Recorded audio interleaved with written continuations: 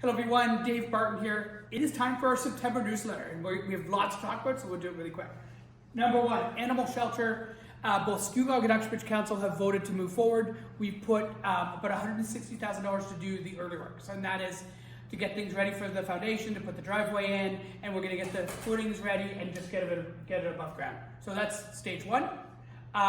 Thanks to all of the volunteers that have got us going. Thanks to the Township of Skugog, and also to Mrs. Rennie for her very generous donation that got us here. Okay, so you'll get to see some activity at that spot very soon.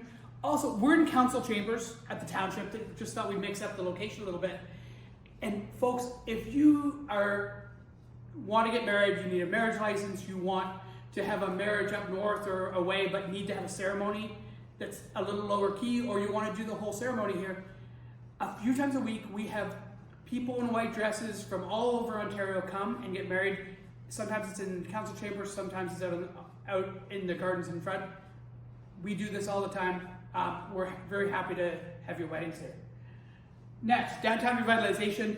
We've interviewed a number of different developers, and we hope to have things moving fairly soon. Hopefully there's some news on our downtown in the next month or so, but things are progressing.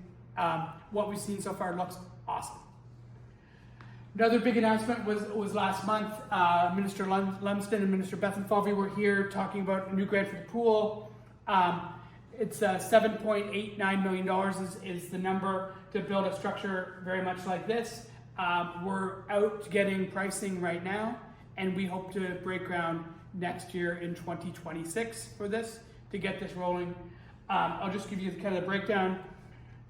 Curling Club is here. This is where the existing pool is. So it's gonna go in the baseball diamond.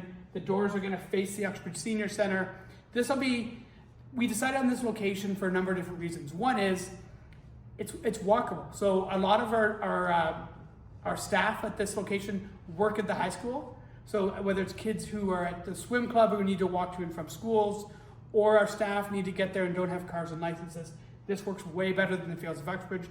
Also significantly less expensive to do it here, and we know it's not going to have a walking track, and it's going to have all of the squash courts and all the stuff that you see at facilities in lots of larger settings, places like Whitby and Ajax and Pickering, places like that. We are a much smaller population, and we need to find ways to do things differently and less expensive. But it's going to be a 25 meter pool by 8 lanes. It's going to have a 10 by 15 meter therapy pool that's going to be nice and warm for aquafit and for kids swimming lessons. It's also going to have a gym, and it's going to be way more accessible than what we have today, and it will last for 50 years plus. So it's great news for Uxbridge. Thanks to Minister Bethenfalvey, thanks to Minister Lumsden, thanks to the Premier of Ontario, Premier Ford. This is awesome. We couldn't do it without you and without the partnership, so thanks. Next. I encourage you to pick up the You Are Here magazine. This one's all about farming. The last one was the kids took over and we had a running race through council chambers. They asked me a ton of questions. Some that were pretty personal, but lots going on. And then I have a couple more. Jen's gonna hand me some papers. Oh wait, so the community, this is if you're 55 plus and you want to be involved, Mondays and Thursdays from 10 till 1, you can meet a bunch of people. There's different sponsors for the teas. First time was Bridge Social, next time was Bruce Garrett and I, and then it was a firefighter. So if you want to get involved and you want to drink coffee and meet new friends, you should do it. Senior Center is way more active than I think it's ever been, and it's great to see so much activity going on at the Senior Center. Then Jen's going to ask me some questions on what people have been asking. Go ahead, Jen. We've got 2 questions from Tasha. The first one is, has the town ever considered the possibility of building an indoor soccer dome? So we are open to anything Parks and Rec that makes sense. The big problem is the numbers. We don't have the growth, so we don't have huge amounts of development charges, and we don't have a giant tax base. So we have to do things differently and less expensively than other places. So we don't have domes right now, but if there's a way that we can finance it and fund it and apply for grants, and there's community people that want to help, we are wide open to ideas. If you have friends in the North Durham Football League, or your kids are playing Uxbridge Tigers football and you want to chat through coaches, to me, wide open to ideas. We just have to make the numbers work, and we're taking on we're taking on a huge burden, a huge project right now that's all Parks and Rec related. So we are emptying our reserves when it comes to all things Parks and Rec. Jen, next one. Just regarding traffic issues at Lakeridge and Davis Drive. Yeah, so Lakeridge and Davis never had a light before. A number of years ago, there was enough sort of accidents that they put in a light temporarily. Long term, it's going to be a roundabout, but there's a number of different roundabouts that are in the design phase and property acquisition phase right now. That's one of them. But the first one is Toronto Street and the 6th. The other one is Brock Road and Goodwood Road in Coppins Corners. And I think there's another one proposed, I can't think of it right now. Oh, there's another one proposed for York Durham Leiden and Bloomington/47. So lots happening. These things take a long time to get engineered. We're doing lots of different roads projects right now. Paving is, I think, almost complete or complete just west of Goodwood. We have work going on Sanford. We have the bridge out that's being replaced on Durham 8. And I think there's some other ones too. Oh, and we've just finished Durham 1.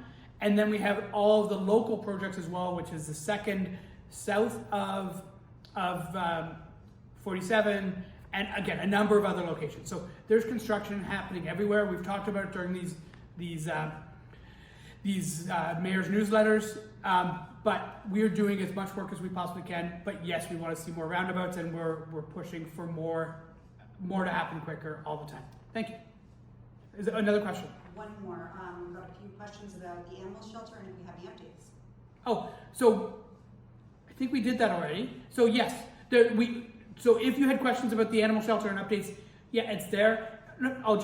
We're gonna do a quick circle on what it looks like inside too, just to make sure everyone's good. It's always good to catch with your head. But we have a full area for dogs, a full area for cats, lots more office space. It's going from, it's about 2,200 square feet net right now and kind of really tight space. It's gonna be 6,450-ish square feet. And our pricing right now is $3.8 million, and that's our upset limit. So we're trying to do this for all 3.8 and less. If you are a tradesperson, you're an electrician, you're a plumber, you're an HVAC guy, and you want to help and you want to be part of this project, because we're doing this through a different way of a tender process, it's way easier to get help from local trades. So if you want to be part of it, let us know. If you love animals and you want your name to be on the shelter and you want to make a donation, also reach out. We'll have a policy around that and ways to be involved. So guys, thank you so much for the generosity of our community. It's unbelievable, and lots happening, and thanks for listening. Take care.